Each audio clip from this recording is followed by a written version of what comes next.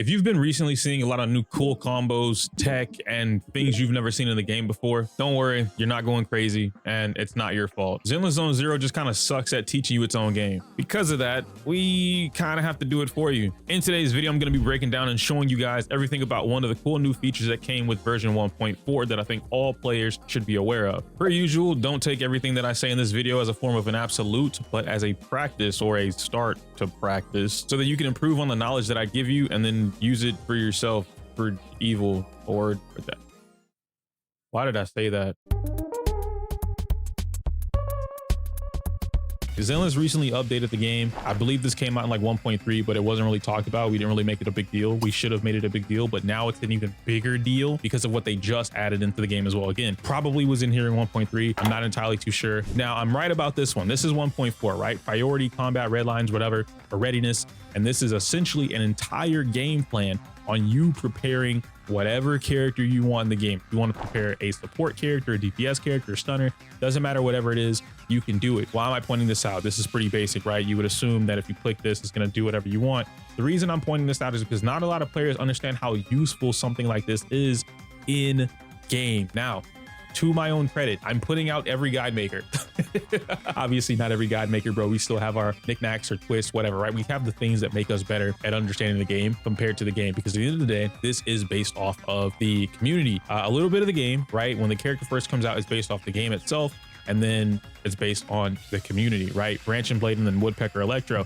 This is something that we could recommend you because you need to hit that crit percent. But after you watch my guide, you might have watched like I Wouldn't Lose guide and a couple other people's guides as well, right? We have other recommendations that it doesn't seem like this allows you to see. Now, you can change this, and hopefully in the future, I'm going to put this, the next time we get a survey, I'm definitely going to tell them this to go ahead and like make it so that we can probably personalize these plans so that we know what we're looking for and the game helps you achieve that. The key thing here, if you want to try out a character, I think trying out the character is a little too expensive. Level 55, that's really expensive for a character, but this is going to unlock A through F in their talents or their little passive cores, whatever, so that you can at least see what's going on, the power level, things like that. Normally I keep my characters around level 55 until I'm ready to invest a little bit more because resources are super expensive in this game. Bruh. Now, if I want to change this to plan to outstanding, which means I want this character to perform at their best, boom, and you see that I don't meet these criteria, right? Level 60, don't have that. Level 60, don't have that. Okay, there's a reason for that, but we're working on that. It's a whole video process. So we're still on, tryout, right? If you're a brand new player, skills, trying them out, level 10, level 6, level 8, level 8, level 10, and level 6. And these are some things that you can use. Really not, you don't have to stick to these like glue, but you want to at least use these as some form of a basis to understand what's going on with the game. Now, sometimes the game gives you orders that don't make any sense, or they give you the recommendations on like what you should upgrade, and the game is not actually correct. One of these key things might actually be Miyabi. So we have her basic attack, this is correct. Then you have her ultimate, and then you have skill, and then you have the assist / parry, whatever it is, and then you have dodge. I'm gonna tell you guys right now, depending on how you play Miyabi, and if you play Miyabi the way that I was instructing, which I don't want to say like my way is the only way to play Miyabi, right? You guys can play her how you want to, but Miyabi is all about freezing as much as possible, taking advantage of the Frostburn, the extra anomaly buildup that she gives after Frostburn happens, the increased ice damage she gives herself. Like, there's so many different things that you want to take into account with Miyabi that you're not always going to have your ultimate, especially with the new decibel rating changes. She's not going to be the only one on the field. Now, if you play her hyper carry, then you might always have decibel. So I will say that if you're playing Miyabi in a way where like she's the #1 character on your field all the time, you're playing M2 Miyabi, for instance, or the M2 team that's running around right now, which I think is like M1 or M2 Miyabi, M1 Rena, and then Seth, I think is what it is, something like that. If you're playing that team, then of course you're going to want to go for the ultimate being at level 10. But if you're not, then you want your skill to be level 10, and then you want your ultimate to be level 8. And again, this is like trying out the character. If I were to change this to plan to outstanding, you see that everything is maxed out. Level 11 all the way across the board. And then once you want to push something to level 12, which if you're going to push anything to level 12, it definitely needs to be your basic attack and then leave it alone. Then of course you have your drive disc. Fairy suggestions. This is the game suggesting that you play 4-piece branch, 2-piece woodpecker. But if you come in here, this right here is what the community is averaging out, right? The community is averaging out a 4-piece crit, 5 on ice damage, and then attack percent 6. Now, y'all know how I feel about this. I don't agree with that for my own reasons that I've shown you in the video, but point being is that it shows you, and that's important for you guys to understand that. I'm going to take this a step further. We're going to talk about this where you can keep a track of everything that you need, right? So if you plan this, pay attention over here. You see how everything is 138, 30, you know, 400,000 credits, whatever. If I change this to plan to outstanding, the plan adjusts. Boom. Now you see that this was 56, now it's 175. I need 9 of these, right? I have 60 of these and I need more money. It's telling you how much you need for everything, so you can take these things to max. Then I can set it as target, and then we're done. Everything in the game beyond this point is set up so that I'm only aiming for Miyabi. All the things that you're looking for, the game is going to situate it so that you look for just Miyabi. This is really good stuff. Now beyond that, right, because I don't want to plan for outstanding, more plans. Now this is a button that I didn't see before. Welcome to the upgrade guides tool. Using this tool, proctors can switch between upgrade plans to view the most suitable agent upgrade suggestions. An upgrade plan has been automatically selected for you, but you can use switch plan later to choose another. And of course, it's going to walk me through the tutorial. I'm doing this at the same time as you guys, right? Brand new. You can see apply plans, switch plans, things like that. And now I can pretty much pick what I want. Signature weapon Miyabi build, source from user, blah, blah, blah, blah, blah, whatever, right? And this is going to give you all the stuff that you would want to see. Recommended stats, above 87.4% crit rate. Why? Because you're running Hellstorm Shrine. This is going to give you the extra 20%. This is going to make you hit the 100% crit rate. But one of the key things they're not taking into consideration, the flat 12% that's going to jump you up to about 100% crit damage, or crit rate, my bad, like that. 2800 attack, 147 crit damage, yada, yada, yada, things like that. Yeah, it's telling you everything that you need to know in order to do this. It gives you the team options that you can play around with, so on and so forth. And then I'm hoping at some point they're going to allow more than just the bot, right? This user, whatever. This is the game. This is somebody from the game, or, you know, the game's coding the system. We'll just call it Fairy.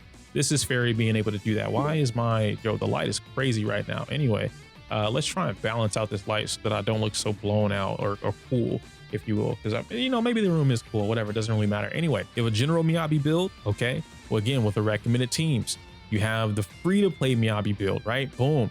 And I can come in here and I can look at this. Steel Cushion, Roaring Ride. 7, 12, 11, 11, 9, 9, right? It's telling you all the different things that you guys want to know. So many times you guys ask questions in the comment section or on Reddit, Twitter, Discord, whatever, and the game might have a very clear-cut answer, so you don't have to leave the game to do it. Stats and level. Look at all of this stuff, and it gives you a track record. Crit rate, 14.6%. I should be at 87.4%. Crit damage, 50%. I should be at 147%. And let me show you.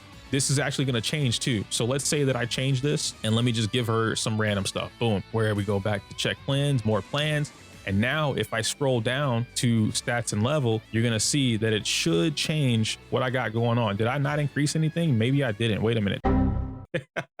I have things in here. What are you doing? You're making a fool of me. Video game. Okay, maybe it takes a little bit to update, right, chat? But it's supposed to show 29.8% crit rate, so on and so forth. The reason I'm pointing that out is because once you see it, it turns green or yellow, whatever it is, so that you can have a little bit of an update on what's going on. And eventually it'll tell you like, yeah, good job, you did that. The drive disk, it tells you what's on the drive disk, who's using what. So maybe if we go to a character that's, let's use my Jane, right? My Jane's not top tier, but we can use my Jane. Boom.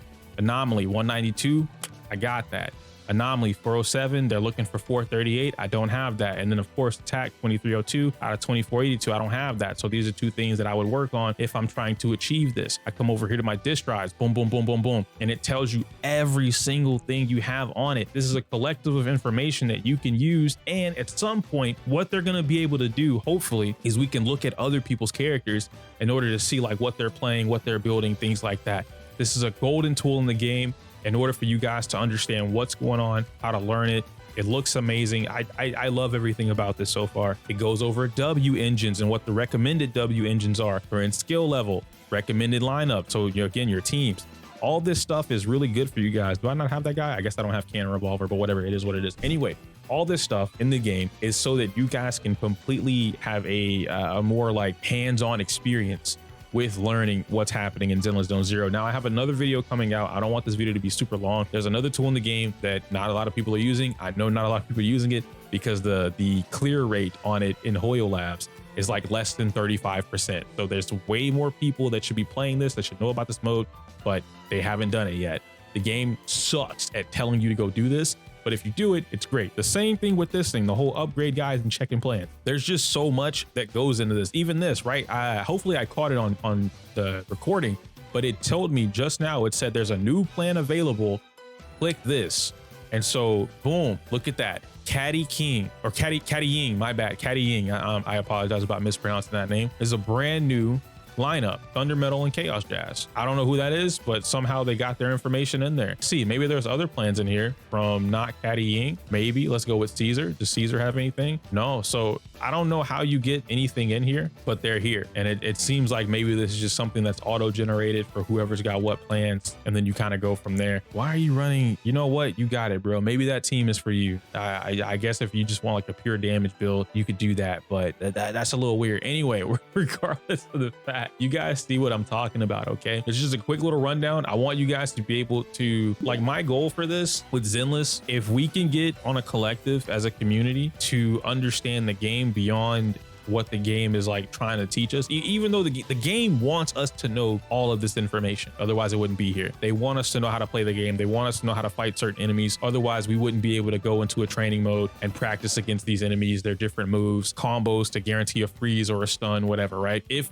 they didn't want us to take the time to learn this stuff, it wouldn't be in the game. That's very clear based on all the other games, right? All the other gacha games we have, they don't have a training mode. They don't have all this stuff in the game. Obviously, the other Genshin games have this stuff now, but I don't think it's as in-depth as Zenless is giving us at this point in time. They want you guys to take time to learn the game beyond whatever it is that the basics are telling you. I'm not trying to say never watch a guide again. This is what this is for. What I'm trying to get you guys to understand is that there's a lot of information you can use for yourself, and then you can start asking questions, right? Once you understand the basis or the basics of what's going on, you can start asking more in-depth questions to get what you're trying to get out. A really good example of this, which I was going to turn it into a video, but whatever. A really good example of this is literally the attack percent versus anomaly percent on Miyabi, right? If I come back into the game and I show you guys real quick the exact thing that I'm talking about, and actually, look, you know what? We'll settle this right now, unless they updated it. I feel like they updated it last night because today is Monday and not Sunday. Let's see. Let's go to Outpost. Boom, there's Outpost. Okay, we're going to Outpost real quick because what you guys weren't really paying attention to was, okay, I have to get there to get there. I don't feel like going there. Is this what it is? Boom, there it is. Okay, so I think this is the same across the board no matter what. A lot of you guys were saying that because the tests were done in Shiyu defense, Miyabi was building up the ice anomaly or whatever it is at the same speed. Currently in the game, she's getting this 25% anomaly buildup rate from Shiyu, and it's counting towards her frogs. This isn't normal. This will not be here forever. Now, I could be wrong on this, but I know that taking her with attack percent going into Shiyu, she builds up differently than if you were to take her into tower or any other mode that doesn't have an inherent boost. Regardless of whatever you decide to run with your Miyabi, right? Because it's not a crime if you don't run anomaly, if you don't run attack.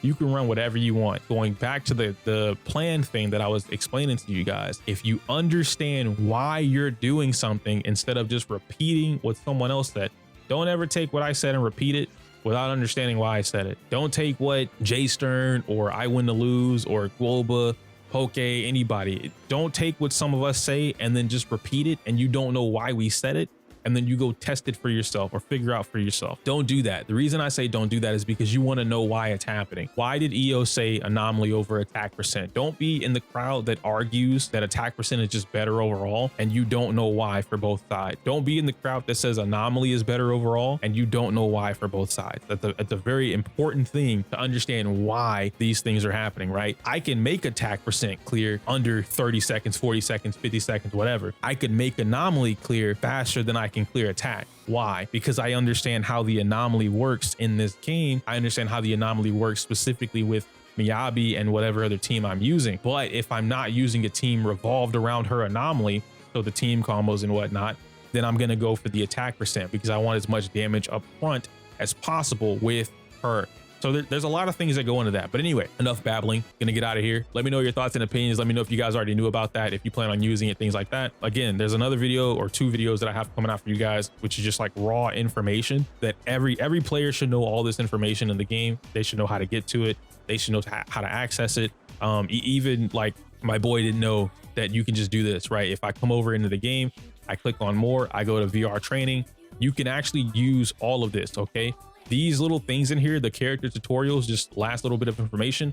These character tutorials are really good for getting you to understand at a very base level what this character is supposed to do, or get an idea of what this character is supposed to do and then you take it a step further from there. You can come into free training. You can set up the training mode to do exactly what you want it to do. It's not as advanced as it should be, like in, you know, what I'm used to being a fighting game, or even Devil May Cry or Monster Hunter.